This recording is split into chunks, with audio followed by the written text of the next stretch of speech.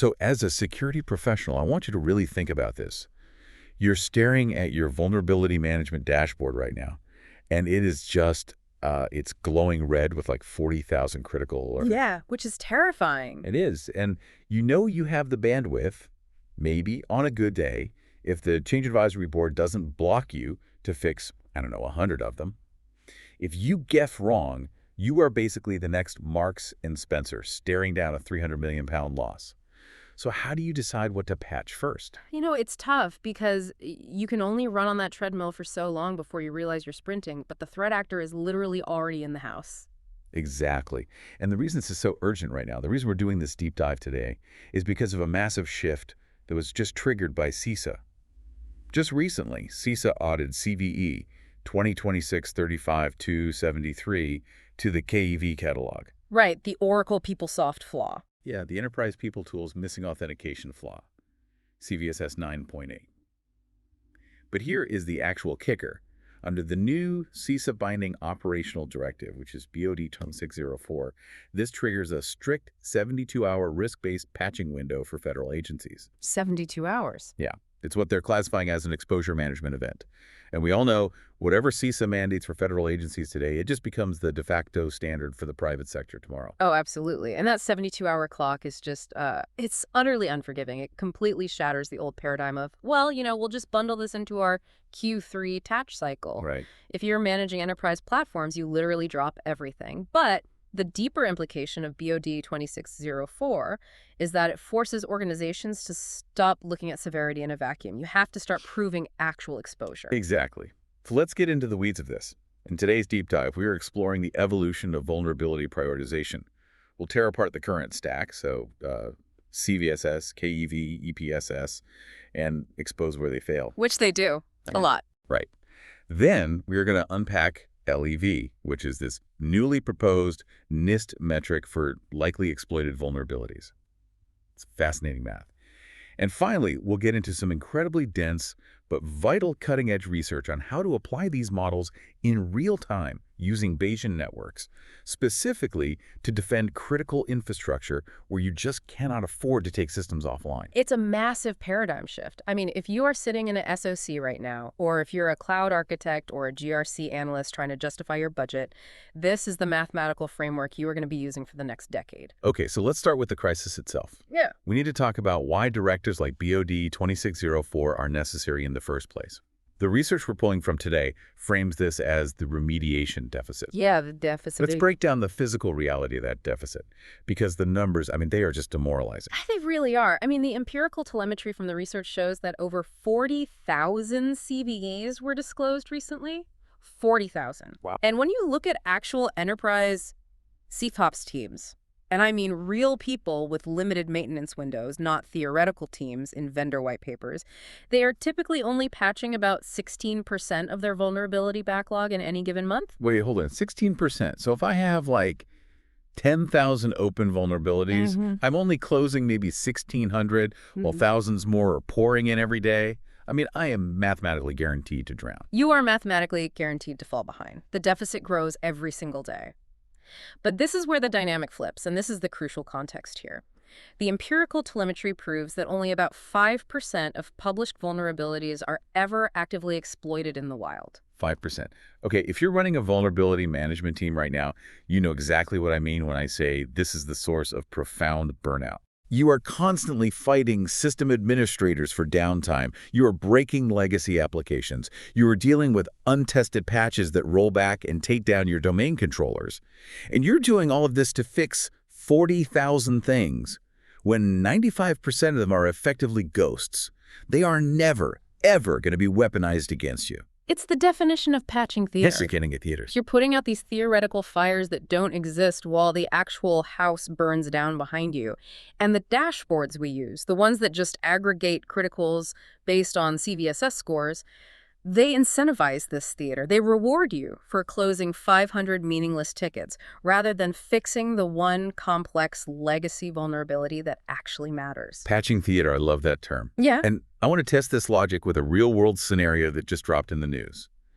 Let's look at the bad successor vulnerability. This is that privilege elevation flaw in Active Directory via the DMSA feature in Windows Server 2025. Yeah, discovered by the Akamai researchers. Right. And for you guys listening, just as a quick host note, DMSA, or Delegated Managed Service Account, is that new feature in Server 2025 meant to securely manage service credentials.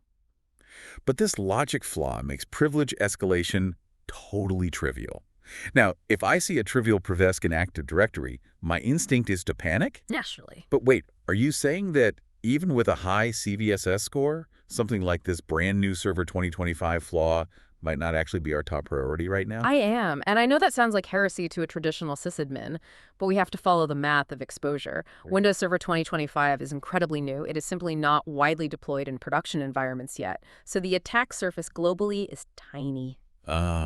So even if the flaw is technically severe, the physical targets just aren't out there yet. Exactly. Threat actors are economically driven, right? They write exploits and build campaigns for widespread platforms where they get maximum return on investment. The likelihood of an APT group or a ransomware affiliate actively burning resources to weaponize bad successor against your specific isolated Server 2025 test environment today, it's vastly lower than them just spraying an old, low CVSS deserialization flaw against your exposed legacy perimeter server. Okay, so it's like the difference between a highly lethal poison locked in a vault versus a rusty nail you step on every single day. That's it. That is the perfect analogy. A vulnerability only matters if the asset exists in your environment, if it is exposed to an untrusted boundary, and if threat actors are actively campaigning with it. That is the triad. Which brings us right back to CISA and BO 2604. Yeah. They're forcing federal agencies to abandon this vacuum of severity. Right. The directive explicitly mandates prioritizing based on exploitation evidence, exposure, and consequence. If that PeopleSoft flaw is on the KEV list and it's sitting on your internet-facing DMZ and it grants unauthenticated remote code execution... You don't put that in JIRA for next month. No, you have 72 hours. It cuts through the patching theater with the chainsaw. Okay, but to really understand the new metric NIST is proposing to fix this triage process, we have to do an autopsy on the tools we are currently using in our security stacks. We need to talk about the established players, so CVSS, KCV, and EPSS. Let's start with CVSS. We all know CVSS is basically just the blast radius. Yes. It gets a ton of hate in the industry right now, maybe unfairly. Yeah. But what is the fundamental mathematical flaw when we use it for prioritization? Well, the flaw isn't really in CVSS itself, The flaw is in how we misuse it. As you said, it's the blast radius. It measures technical severity. If this vulnerability is perfectly executed, what is the impact on confidentiality, integrity, and availability? Does it take down the whole server or just leak a single file? Right. It assumes the bomb goes off. Yes. It assumes a 100% probability of execution, but it tells you absolutely nothing about the likelihood of someone actually lighting the fuse. It doesn't tell you if an exploit exists on GitHub. It doesn't tell you if initial access brokers are selling it on Telegram. So when you sort your remediation queue by CVSS descending, you are assuming every single 9.8 is actively being fired at you simultaneously. Exactly. Which we know is false because only 5% ever get exploited. So if we sort by CVSS, we are guaranteed to waste time on high-severity, zero-likelihood vulnerabilities. Which is why the industry pivoted to CVE, CISA's Known Exploited Vulnerabilities catalog. Right.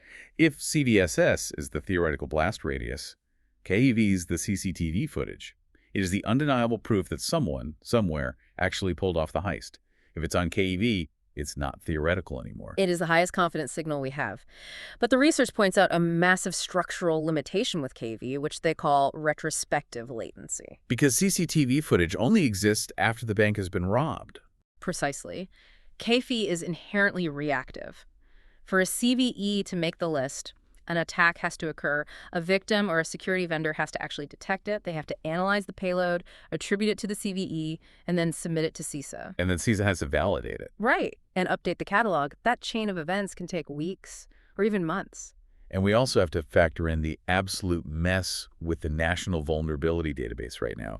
We all saw the news when the NVD funding lapsed and the contracting changed, resulting in that massive backlog. Oh, it was a disaster. I think there were over 27,000 unprocessed CVEs recently.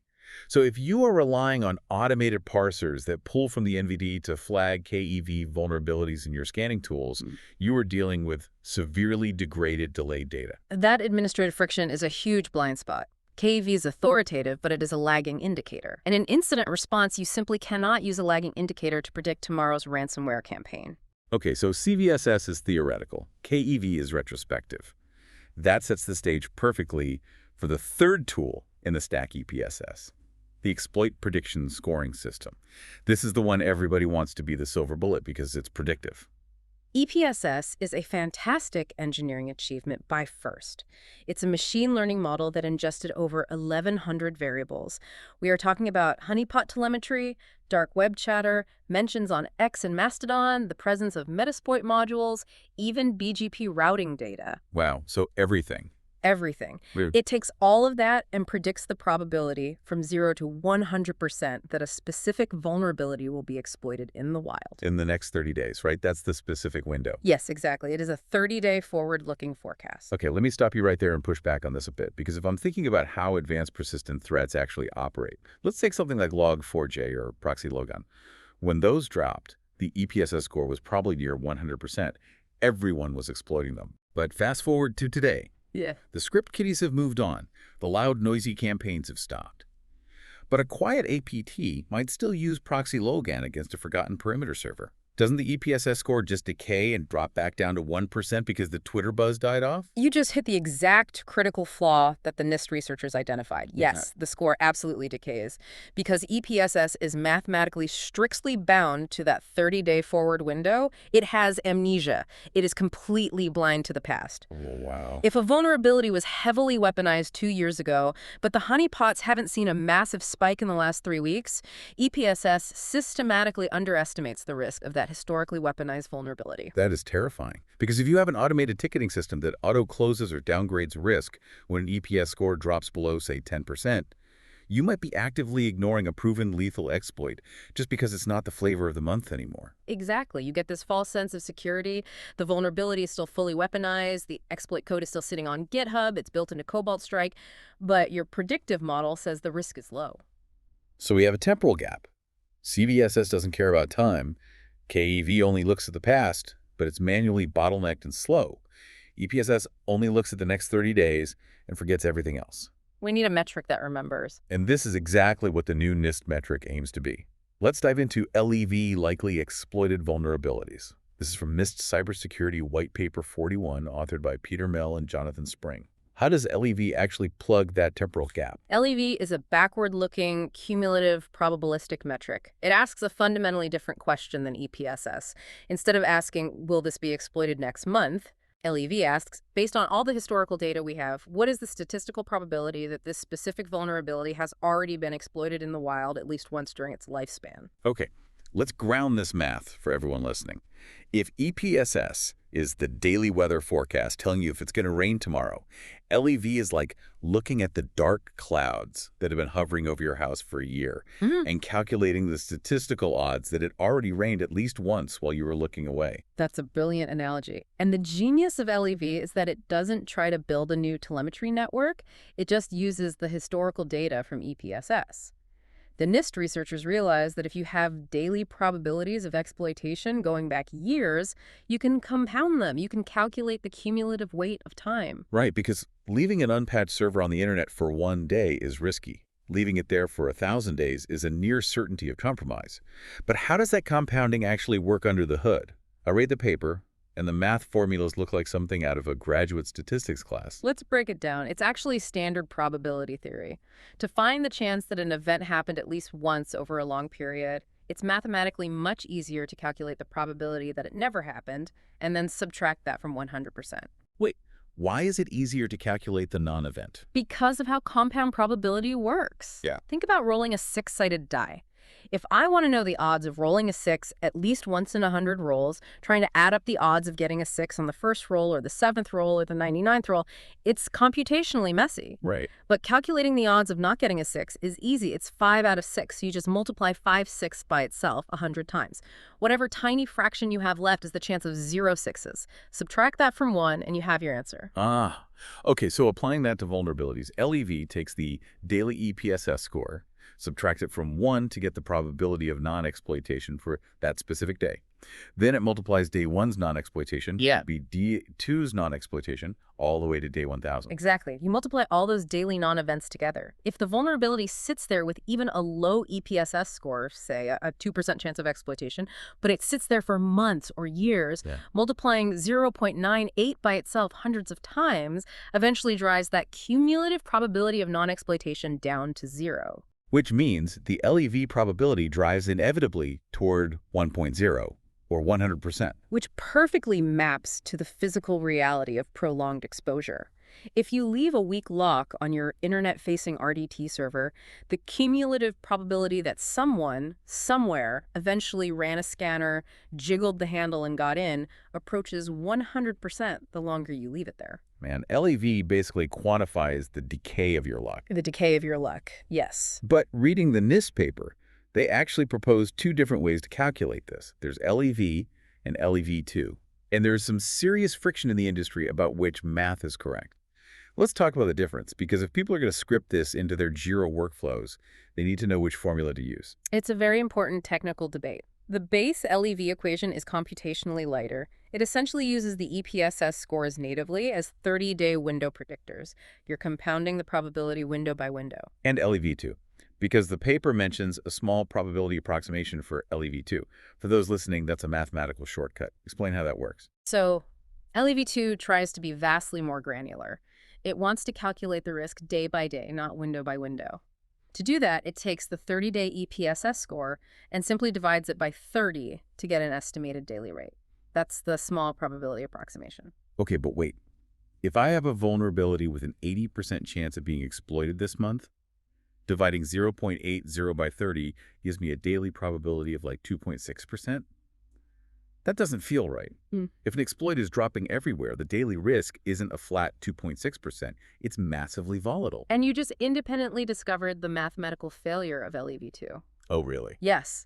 Risk theorists have completely torn apart the small probability approximation for this exact reason. It works fine for tiny probabilities like a 1% chance over 30 days. Yeah. But as you just pointed out, when the EPSS score is high, when the vulnerability is actually dangerous, dividing by 30 mathematically breaks down, it distorts the true daily risk curve. So basically flattens out the spikes. Yes.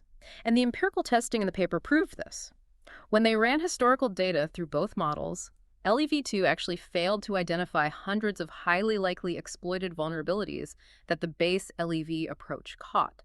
Furthermore, to compute LEV2 for your entire historical CVE catalog, your SOC would have to parse thousands of daily files per vulnerability. Which means massive, continuous database read and write operations. Exactly. It requires huge overhead. Which is just going to crash the local database of whatever CM or vulnerability scanner you're running. So the base LEV is not only computationally lighter, it's mathematically more rigorous for the high-risk events we actually care about. Exactly. Stick to the base LEV. But, we also need to be intellectually honest here and talk about the limitations of LEV in general. Because it is not perfect. The biggest critique of the model is something called the independent events assumption. Right, let's unpack that. What does that mean for the average security engineer listening to this? Well, the whole compounding math we just talked about, multiplying Tuesday's probability by Wednesday's probability, relies on a core assumption in statistics, which is that Tuesday and Wednesday are independent events.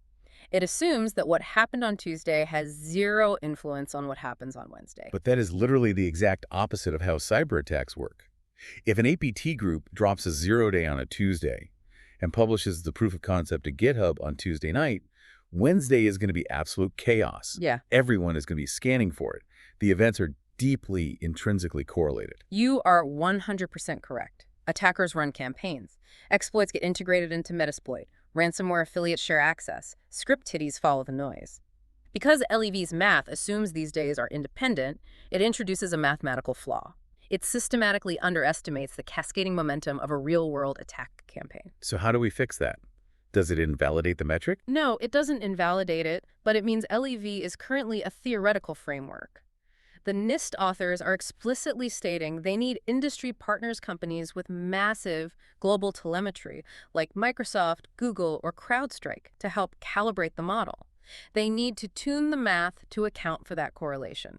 It's a starting point, not a finished product. Okay, so let's bring this down to earth, because we can talk about probabilistic math and statistical assumptions all day, but at the end of the shift, someone has to look at a ticket and click Deploy Patch.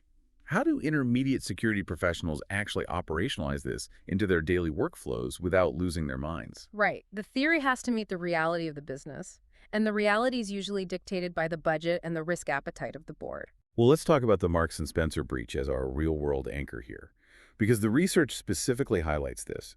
M&S suffered a cyber attack, and the estimated loss was £300 million in profits.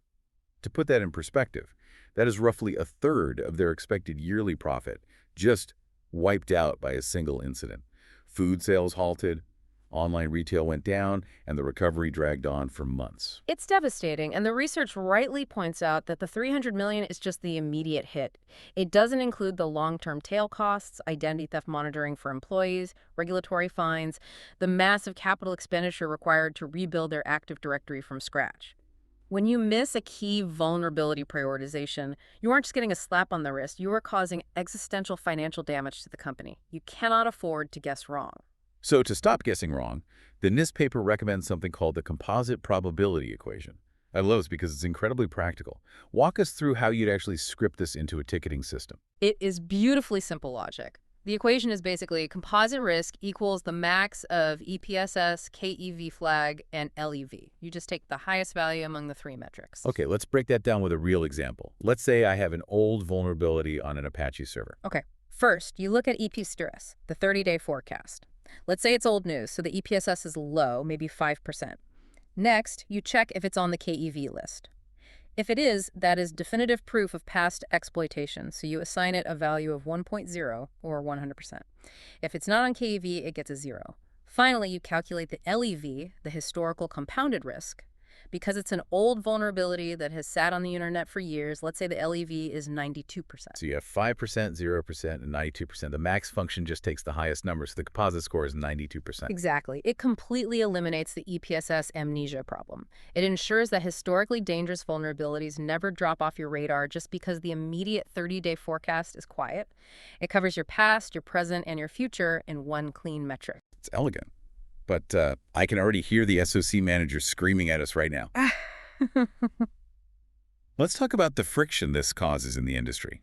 If I run this LEV compounding math on a legacy network, say an old hospital network or a manufacturing plant, isn't it going to flag every single 5-year-old medium severity CVE as a 99% probability? We call this triage inflation. Won't this just flood JIRA with thousands of new critical tickets and make the burnout worse?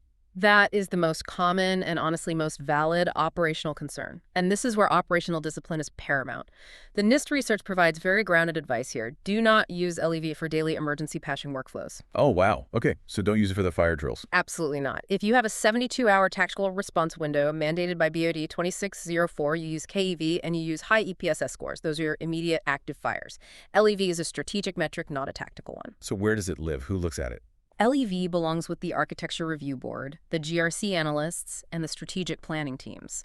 You use LEV to audit your historical risk posture. If LEV tells you an old HR database server has a 99% chance of having been compromised in the past, you don't just blindly push a patch to it on a Friday night. Because patching a compromised server doesn't kick the attacker out. Exactly. As CISA constantly warns, patching a vulnerability does not evict an adversary who has already established persistence. If LEV is 99%, you assume breach. You use that score to trigger a forensic compromise assessment. You look for web shells, you look for anomalous scheduled tasks, and you plan a strategic remediation, which might mean migrating the data and decommissioning the entire asset rather than just applying a Band-Aid. That makes total sense. It separates the firefighters from the city planners. Okay, I want to pivot now to the most advanced and frankly the most mind-bending part of this deep dive. If LEV tells us a vulnerability was likely exploited, how do we mitigate that risk in real time, especially in environments where applying a patch could literally be catastrophic? I'm talking about critical infrastructure power grids, water treatment plants, rail systems. This is where we move from the NIST paper to some phenomenal academic research from Singapore Management University. The paper is titled Bayesian and Multi-Objective Decision Support for Real-Time Incident Mitigation in Critical Infrastructure. Okay. Let's unpack the core mechanism here. The researchers are using Bayesian networks to model risk. For anyone who hasn't touched discrete math in a while, just a quick host note. A Bayesian network is essentially a probabilistic graphical model that represents a set of variables and their conditional dependencies. It's a map of cascading failures. You have nodes, like node A is a vulnerability, node B is a user account, node C is a physical centrifuge, and the lines connecting them, the edges, represent conditional probabilities. It maps how an attack physically propagates through an environment, from a vulnerability to an asset to a hazard. Yes. And the reason Bayesian networks are so powerful for critical infrastructure, or CI, is how they handle uncertainty. In a live incident, say, a power grid starts acting erratically, you don't have perfect information. You don't know for sure if a specific PLC, a programmable logic controller, has been compromised. But the Bayesian network allows you to input the probabilities we just discussed, EPSS, KEV, and LE, into those nodes. As you get new telemetry, the math dynamically updates the probability of the entire system failing in real time. But the paper addresses a massive blind spot: 0 days. If an attacker hits a water plant with a vulnerability that has never been seen before, it doesn't have a CVE identifier, it doesn't have an EPSS score, it definitely isn't on KV, and it has no LEV history.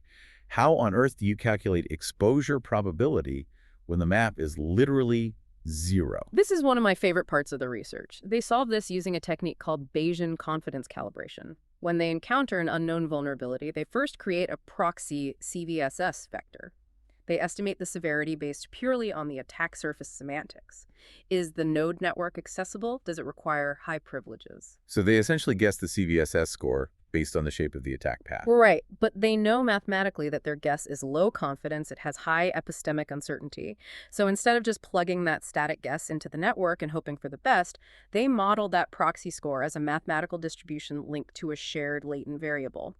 This latent variable represents the true, unobserved probability of exploitation. Okay, my brain just melted a little bit. Explain the latent variable part. Think of it like guessing the weight of an object in a box.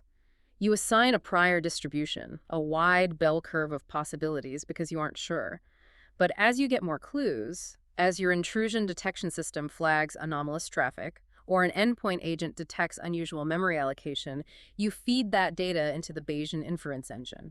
It recalculates the math, updating the posterior parameters, and the bell curve narrows in on the true probability. That is incredibly clever. It mathematically smooths out the guesswork. It allows the model to handle complete unknowns without breaking the chain of probabilities. So once the network is built and the probabilities are humming, the system uses multi-objective optimization to figure out what to do. Yes, and this is where the theory collides violently with the physical constraints of critical infrastructure. Right, because we hit a Pareto optimal front. For those managing enterprise IT, think about the classic optimization nightmare. A Pareto front is a situation where you literally cannot improve one objective without sacrificing another. In a corporate network, if an Exchange server is compromised, you isolate it, take it offline, and patch it. But in a power grid, you can't just turn off a substation. Taking the system offline is the attacker's goal. You can't turn off the lights to save the lights. Exactly. The tension between security and availability is the defining characteristic of OT environments. So the optimization algorithm looks at the Bayesian network and generates thousands of countermeasure portfolios. It explores every possible combination of mitigations. It's trying to balance three competing objectives: minimizing the likelihood of the attack succeeding, minimizing the severe impact if it does succeed, and maximizing system availability. The Pareto optimal front is the graph of the best possible trade-offs. Let's ground this with the real-world scenarios the researchers modeled. The first one is the solar PV inverter attack. This was based on the Sundown report, which was terrifying. Researchers found 46 new vulnerabilities across major solar inverter vendors. Attackers weren't targeting the physical solar panels, they were hitting the cloud APIs used to manage them. By hijacking those APIs, they could orchestrate a massive, coordinated, load-changing attack to deliberately destabilize the grid frequency of an entire region. It's the ultimate nightmare of IoT integration into critical infrastructure. When the researchers ran their multi-objective optimization on the Bayesian model of this attack path, they found something deeply concerning. They found a distinct plateau in the Pareto front. What does a plateau mean in this context? It means that applying mitigations had diminishing returns. The algorithm proved that a specific subset of countermeasures could successfully reduce the likelihood of a severe cascading grid failure. But, and this is the critical part, those mitigations offered very limited gains in preserving system availability. So even with the absolute mathematical best-case countermeasure portfolio, The inverters still had to drop offline, and availability was still compromised. Yes, the Bayesian math proved that in this specific cyber-physical architecture, just patching or mitigating the vulnerabilities at the API node wasn't enough. The underlying system was too fragile. It dictates that defenders absolutely must rely on complementary physical strategies. You need out-of-band anomaly detection, hardware-level automated containment, and real-time power rerouting, because the vulnerability metrics alone don't solve the physics problem. That leads perfectly into the second and arguably most famous scenario they modeled, the Ukrainian power grid attack, the Black Energy incident. This is the classic case study for CI defense. The researchers modeled the entire attack tree. It started with CVE 2014-1761, a remote code execution flaw in Microsoft Word used in the initial spear phishing campaign. Now, look at the metrics for that flaw. The CVSS was only 7.8, but the EPSS score was historically over 93%. The LEV was an absolute 1.0, and it was heavily documented on the KEV list. So the mathematical exposure probability was at the absolute maximum. The threat actors were definitely coming through that door. Exactly. So they ran the multi-objective optimization on the Black Energy model. What does the algorithm tell the defenders to do? The optimal countermeasure portfolio prescribed near maximal intervention across all identified vulnerabilities. It basically screamed, patch, and isolate everything immediately. But wait, when they modeled that maximal intervention, did the risk actually go away? No. And this is the profound insight of this entire paper. Even with incredibly aggressive mitigation across every vulnerable node, the Bayesian model showed that the residual risk of a severe physical impact remained moderate. It didn't drop to zero. Wait, hold on. Let me make sure I'm wrapping my head around this. If the operators in Ukraine had perfect visibility, if they had LEV scores, and they patched absolutely every single software vulnerability perfectly, the mathematical model says the grid could still go down. Yes, because of the structural interdependencies within the OT network. Once the attackers bypassed the initial IT vulnerabilities and pivoted into the operational technology segment, they abused native, legitimate control protocols. They didn't need exploits anymore. They just used the system as it was designed, but maliciously. The architecture itself was the vulnerability. Wow. That completely changes how you have to view a network diagram. It proves mathematically that vulnerability management is not security. You can reduce the node exposure to zero, but the cascading dependencies will still kill you. You have to build in structural fail-safes. Exactly. And to drive that point home, we need to look at how threat actors are bypassing vulnerability management entirely today. Right, which brings up our final context check. The assumed breach mentality. Look at the recent takedown of the Luma InfoStealer infrastructure by Europol and Microsoft. We were talking about 394,000 infected computers harvesting credentials. Or look at the Matthew Lane extortion case involving PowerSchool. He stole massive amounts of student data and demanded $2.85 million in crypto. In both of those cases, the attackers didn't need to burn a zero-day or exploit a CVE. They used stolen credentials. Exactly. In the PowerSchool case, he bypassed all the patches, all the EPSS scores, simply by using valid stolen credentials to log directly into the cloud storage network. Which perfectly reinforces why Bayesian networks are the future of this space. If your entire security model relies on patching CVEs based on severity, you are completely blind to credential-based lateral movement. But in a Bayesian framework, the vulnerability is just one node. If an attacker uses a stolen credential, the attack path bypasses the vulnerability node completely and jumps straight to the asset node. The network dynamically updates the probability of compromise based on anomalous behavioral telemetry, regardless of whether a software flaw was involved. It's all connected. We are moving away from treating security as a static checklist of software flaws and moving toward building dynamic, real-time maps of actual operational risk. If we pull back and look at the big picture of what we've discussed today, moving from CVSS severity to KV's historical proof to EPSS's predictive window to LEV's cumulative reality and finally to dynamic Bayesian networks, we are watching the maturation of cybersecurity. It is evolving from an IT administrative task into a rigorous metrological science. We are finally building the mathematics to measure true risk. So, as we bring this massive deep dive to a close, what is the ultimate takeaway for the people listening, for the architects and analysts who have to log back into that red dashboard tomorrow morning? What is the change in mindset? The mindset shift is this. As metrics like LEV evolve, you have to stop asking, is this software flawed? And start asking, what is the physical, historical reality of this asset's exposure? If you don't understand the historical compounding risk of your perimeter, applying a patch today is just locking the door after the adversary has already moved into your basement. You must assume breach, audit your historical risk with tools like LEV, and map the true dependencies in your network. Locking the door after the adversary has already moved into your basement. That is a chilling but entirely necessary reality check. Thanks for tuning in to InfoSec Bytes. Keep exploring our 100-plus episodes on information security, AI, cloud, quantum, and cybersecurity incident root cause analysis. Please like, subscribe. We are on various platforms, Spotify, Apple Podcasts, YouTube, Amazon Music, and share to stay connected and keep your cyber defenses strong.